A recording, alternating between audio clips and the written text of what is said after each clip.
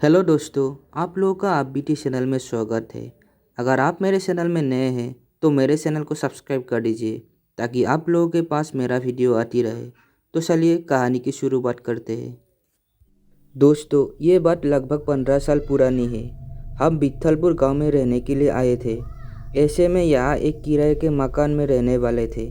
पिताजी की नौकरी के लिए हमें हमेशा नई नई जगह पर जाकर रहने का मौका मिला। मेरे पिताजी शिक्षा विभाग के कार्यकर्ता थे। नया गांव, नए लोगों को मिलने का अवसर मिलता। ये गांव भी कुछ बहुत बड़ा नहीं था। बीच में गांव और आजू बाजू सारे खेत थे।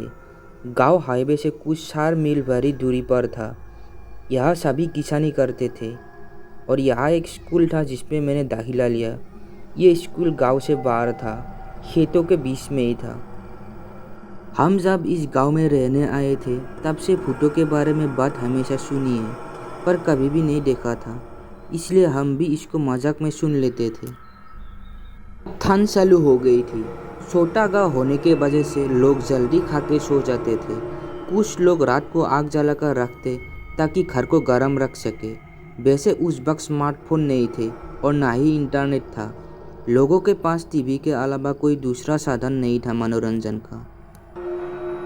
वो अमावस्या की रात थी। हम भी जल्दी खा के सो जा रहे थे, तभी बाहर से शोर सुनाई दिया। लोग खेतों की तरफ भागने लगे। हम भी पीछे गए। तभी हमारा घर का मालिक आया और बोला, बाबू, कोई गहरा संकट आने वाला है। पिताजी बोले, क्यों, क्या हुआ? घर मालिक बोला, बाबू, तुम पढ़े लिखे हो, नहीं समझ पाओगे, विश्वास नहीं होगा तुम्हें। तभी किसान राम आया। किसान राम खरमल के खेत पे काम करता था। वो आके बोला, पुजारी जी ने सपनों में कुछ देखा है और सारे गांव का चक्कर लगा रहा है। सारे गांव को मंत्रों से बांध दिया है उसने। मेरी नींद उड़ गई थी। क्या ऐसा भी कुछ होता है? मतलब मंत्रों से गांव को बांधना सुनने में अजीब लगता है, लेकिन बाहर आकर देखा तो ना मानते हुए भी यकीन करना पड़ा। देखा कि दूर खेतों में से जलती आग जा रही थी। सब लोग डरे हुए थे, ना जाने कल क्या होने वाला है। हम सब घर वापस आए और मन में एक ही सवाल था कि ऐसा क्या हुआ कि पुजारी को ऐसा करना पड़ा। सुबह सब मंदिर गए तो मैं भी गया। मंदिर के दरवाजे पे देखा कि पुजारी जी के पास लोग बैठे हैं। पुजारी जी बार बार पूछे जाने पर एक ही बात कह रहा था, स्कूल स्कूल स्कूल। इसका क्या मतलब है? यही सवाल सबको था। अभी लग रहा था कि पुजारी जी नहीं बचेगा। डॉक्टर को बुलाने कोई गया था, पर तब तक देरी हो चुकी थी। पुजारी जी नहीं रहा। उसका कोई सगा नहीं था, तो इसलिए कोई उसको देखने आने वाला नहीं था। तो सबने मिलकर उसका आखिरी संस्कार भी कर दिया।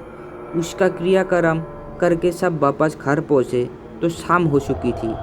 सबको एक ही सवाल खाया जा रहा था कि स्कूल का मतलब क्या है, जो पुजारी जी बोल रहा था। ये जो पुजारी थे काफ़ी ज्ञानी था। लोगों की बीमारियां जड़ी बूटी से ठीक करता था। कुछ एक लोगों के भूत भी भगाए थे, ऐसा सुना था। इसलिए पुजारी जी की बात सब मन पे ले रहे थे। उसने जो किया गांव के भले के लिए किया था।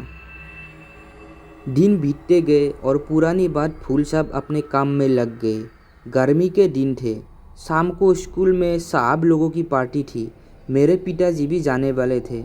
मैं उनके साथ गया था ड्राइवर बन के, क्योंकि पिताजी को बाइक चलानी नहीं आती थी। कहीं भी जाना होता तो मुझे साथ ले जाते। रात बहुत हो चुकी थी। हम सब खाना खा के वहाँ से निकले।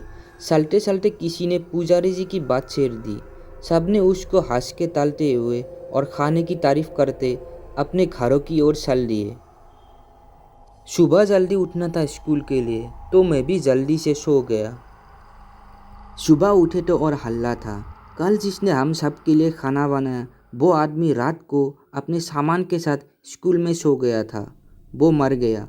हमें लगा कि स्कूल में होगा, पर उसकी लाश उसके घर के छत पे मिली। वो वहाँ कैसे पहुँचा पता नहीं। पुलिस आई, छानबीन किया और उसके बाद सब घर चले गए।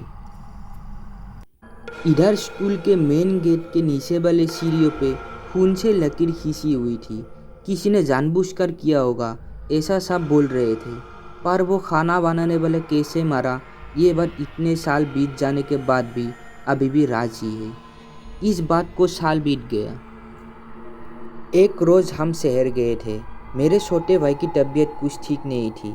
बस स्टॉप पर रात को आखिरी बस आके रुक गई। हम लोग वहाँ उतर कर कुछ 4 मील पैदल जाने वाले थे। वैसे ये कोई पहली बार नहीं था, हम पहले भी यहाँ उतर कर पैदल गांव तक जा चुके थे। पर आज बारिश हो रही थी, बिजली नहीं थी। यहाँ बिजली जाना बहुत आम बात है। पिताजी ने छोटी टॉर्च सामने पकड़ के मुझे मेरी माँ को चलने को कहा। हम सब पिताजी के पीछे चल रहे थे। अमावस्या की रात थी और मुझे याद है जब पुजारी मारा था वो भी अमावस्या की रात थी। कहते हैं कि अगर अमावस्या की रात और रात की कुछ कार्यों का बहुत गहरा संबंध होता है। इसमें भूत पिशाच बहुत ताकतवर होते हैं। अपनी अधूरी इच्छा को पूर्ण करने के लिए वो निकल जाते हैं और उनके रास्ते में जो आ रहा आता है उनको वो नुकसान पहुंचाता है। लेकिन ये सब बातें सुनी सुनाई है। मेरे दादी भी ऐसे ही हम सबको कहानियों में सुनाती थी। तो अंधेरे में रास्ता निकलते हम आगे बढ़ रहे थे। रास्ता कीचड़ से भरा था। शायद रास्ते का काम चालू था। स्कूल आते ही पिताजी चौंक गए। माँ ने पूछा, क्या हुआ? पिताजी धीरे से बोले, वो देख, आवाज़ मत कर। देखा कि एक सफ़ेद कपड़ों में लिपटी हुई किसी की रूह थी। ज़मीन के ऊपर जैसे तैर रहा था वो। पैर नहीं दिख रहे थे। जैसे ही वो हमारे पास आया, उसे देखते ही मेरे होश उड़ गए। उसका चेहरा इतना भयानक था कि सांसें अटक गई मेरी। माँ पिताजी के साथ में था, इसलिए शायद मैं होश में था, वरना मैं तो वो ही मर गया था। लगा हम सब अब मरने वाले हैं। पिताजी माँ भगवान का नाम ले रहे थे। छोटा भाई रो रहा था और मैं भी। कुछ समझ में नहीं आ रहा था।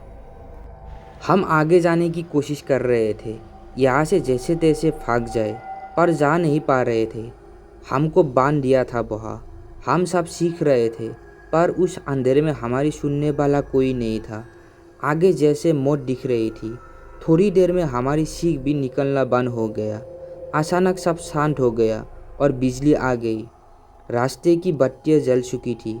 हम सब की जान में जान आई। शायद भगवान ने हमारी सुन ली थी। वैसे ही वो आत्मा स्कूल की तरफ चली गई। हमने भगवान का शुक्रिया किया और वहाँ से गांव की तरफ चल दिए। गांव में पहुँचते ही सारी हकीकत घर मालिक को बताई। लोग भी जमा हुए थे। शायद हमारी मौत नहीं आई थी, इसलिए हम सब बच गए थे। भूतों के बारे में कोई बताए तो सब उन पे हंसते हैं, यकीन कोई नहीं करता। वैसा ही हाल आज हमारा था।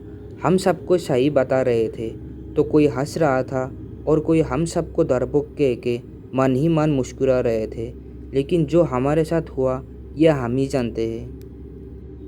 अगले ही साल मेरे पिताजी का वहाँ से तबादला हुआ, पास के ही शहर में। हम सब ने सामान बांधना चालू किया। मेरे सारे पुराने दोस्त मुझे अलविदा कहने आए थे। रोते हुए मैंने सबको अलविदा कहा और सामान से भरी गाड़ी वहाँ से निकली। हम सब ने उस स्कूल को आखिरी बार गाड़ी से ही देखा और उस जगह को भी जहाँ हमारे साथ ये घटना घटी थी। तो दोस्तों, आप लोगों को अगर कहानी पसंद आई है तो कमेंट में ज़रूर बताएं। अगर आपके पास भी ऐसी कोई कहानियाँ हैं जो शेयर करना चाहते हैं, डिस्क्रिप्शन बॉक्स पे मेरा ईमेल आईडी है, तो उस पर शेयर कर सकते हैं।